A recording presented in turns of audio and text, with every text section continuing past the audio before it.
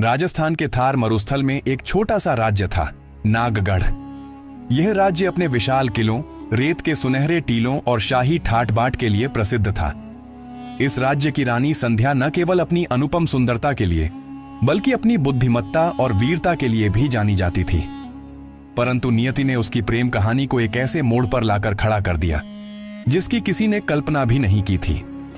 नागगढ़ के घने जंगलों में एक युवक अर्जुन लकड़हारा था।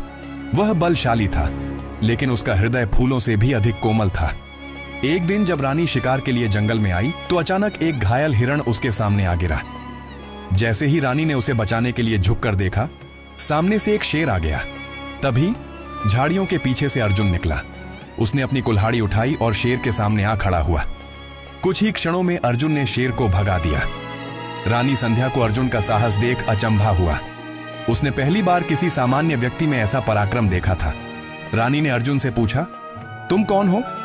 अर्जुन ने सिर झुकाकर कहा, मैं एक साधारण लकड़हारा हूं, महारानी। रानी की आंखों में कौतूहल था। अर्जुन का व्यक्तित्व उसे आकर्षित कर रहा था। इसके बाद रानी अक्सर जंगल में आने लगी और अर्जुन से बातें करने लगी। दोनों में गहरी मित्रता हो गई।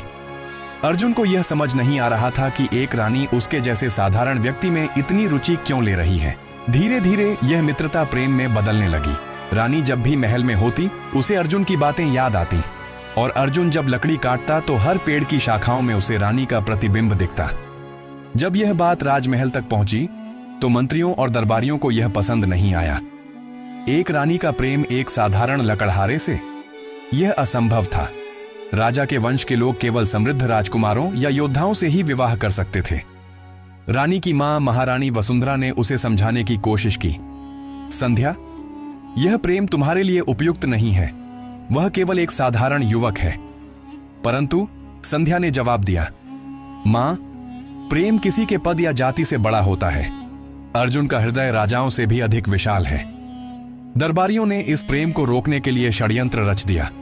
अर्जुन को बंदी बना लिया गया और उस पर झूठा आरोप लगा कि उसने राजमहल की शान को ठेस पहुंचाई है। राजा ने आदेश दिया कि उसे राज्य से निर्वासित कर दिया जाए। रानी ने जब यह सुना तो वह गुस्से से भर उठी।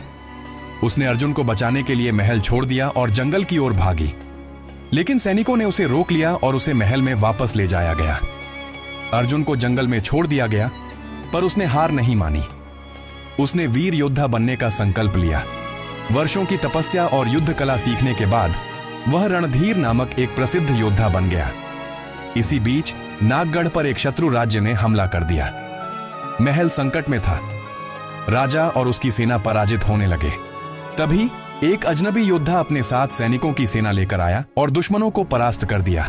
जब रानी ने उस योद्धा का मुखौटा उतारा तो वह अवाक रह गई। वह अर्जुन था। राजा ने जब अर्जुन का पराक्रम देखा तो उसे एहसास हुआ कि वीरता जन्म से नहीं, कर्मों से तय होती है। उसने संध्या और अर्जुन के प्रेम को स्वीकार कर लिया और दोनों का विवाह संपन्न कराया। रानी संध्या और अर्जुन का प्रेम कालजयी बन गया।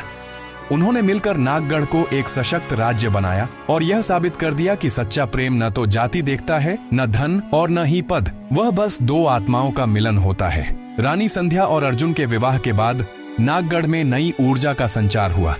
प्रजा के मन में प्रसन्नता थी कि अब उनका राज्य केवल वंश पर आधारित नहीं रहेगा, बल्कि प्रतिभा और पराक्रम का भी सम्मान होगा। अर्जुन अब केवल एक लकड़हारा नहीं, बल्कि नागगढ़ का सेनापति बन चुका था। परंतु हर प्रेम कहानी के अपने संघर्ष होते हैं। अर्जुन को स्वीकार करना आसान नहीं था, खासकर उन दरबारियों के लिए जिन्होंने उसे कभी तुच्छ समझा था। कुछ सरदारों और मंत्रियों को यह चिंता थी कि एक सामान्य व्यक्ति को इतनी ऊंची उपाधि देना उचित नहीं होगा। राजा के सबसे पुराने मंत्री महाधीर सिंह ने विरोध किया। महाराज, एक साधारण लकड़हारे को सेनापति बनाना उचित नहीं। यह परंपराओं के विरुद्ध है। राजा ने गंभीर स्वर में कहा, परंपराएं तभी तक अच्छी होती हैं जब तक वे न्याय के मार्ग में बाधा न बने। अर्जुन ने हमारी रक्षा की है और वह इस सम्मान का अधिकारी है। नागगढ़ की जनता अर्जुन को चाहने लगी थी। उसने अपने साहस और ईमानदारी से प्रजा का दिल जीत लिया था।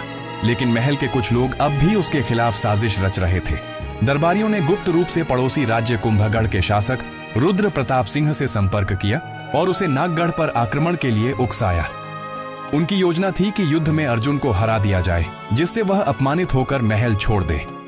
अर्जुन को युद्ध की तैयारियों का आदेश मिला, परंतु इस बार यह युद्ध केवल बाहरी दुश्मनों से नहीं, बल्कि महल के अंदर बैठे षड्यंत्रकारियों से भी था। रानी संध्या को इस साजिश की भनक लग गई। वह जानती थी कि अर्जुन को केवल बाहरी युद्ध से नहीं, बल्कि भीतर के विश्वासघात से भी लड़ना होगा। मैं भी युद्ध के मैदान में जाऊंगी, संध्या ने घोषणा की। राजा ने उसे रोका, लेकिन संध्या ने कहा, मैं नागगढ़ की रानी हूं, केवल महल की शोभा नहीं। राजा को अंततः झुकना पड़ा। युद्ध का दिन आया। कुंभगढ़ की विशाल सेना नागगढ़ की ओर बढ़ रही थी। अर्जुन और रानी संध्या अपनी सेना के साथ रणभूमि में उतरे। लड़ाई भयंकर थी। अर्जुन अपने घोड़े पर सवार होकर शत्रुओं को पछाड़ रहा था, पर तभी उसने देखा कि महल के ही कुछ सैनिक दुश्मनों का साथ दे रहे थे। ये वही दरबारी थे जिन्होंने उसे हराने की साजिश रची थी, पर अर्जुन हार मानने वालों में से नहीं था। वह शेर की भांति लड़ा। रानी संध्या भी पीछे नहीं रही। उसने अपनी तलवार से कई शत्रुओं का संहार किया। अर्जुन ने अंततः कुंभगढ़ के राजा रुद्र प्रताप सिंह को हरा दिया। नागगढ़ की सेना विजयी हुई। युद्ध के बाद अर्जुन और संध्या ने उन दरबारियों को बेनकाब किया जिन्होंने दुश्मनों से गुप्त संधि की थी। राजा ने उन्हें कारावास में डाल दिया और घोषणा की, अब से कोई भी व्यक्ति, चाहे वह किसी भी जाति या वर्ग का हो, यदि वह राज्य के लिए निष्ठावान है तो उसे सम्मान मिलेगा। इस विजय के बाद नागगढ़ का शासन स्वर्ण युग में प्रवेश कर गया। अर्जुन और संध्या ने मिलकर राज्य को समृद्ध बनाया। अर्जुन ने जंगलों के लोगों को शिक्षा और बेहतर जीवन देने का कार्य शुरू किया, ताकि कोई और व्यक्ति केवल जन्म के कारण पीछे न छूटे। रानी संध्या ने महिलाओं को तलवार चलाने और स्वावलंबन की शिक्षा दी, जिससे वे भी युद्ध और शासन में भाग ले सकें। अर्जुन और संध्या का प्रेम केवल एक राजा रानी की प्रेम कहानी नहीं, बल्कि समानता और संघर्ष की गाथा बन गया। राजमहल और जंगल की दूरी मिट चुकी थी। अब नागगढ़ के लोग एक नई कहानी सुनाते थे। यह कहानी उस रानी की है जिसने प्रेम को सबसे ऊपर रखा, और उस लकड़हारे की जिसने अपनी मेहनत से खुद को महान योद्धा बना लिया। आज भी नागगढ़ के प्राचीन मंदिर में अर्जुन और संध्या की मूर्तियां स्थापित हैं, जहां लोग प्रेम और साहस की इस अमर गाथा को सुनने आते हैं। सच्चा प्रेम कभी हारता नहीं, वह इतिहास रचता है।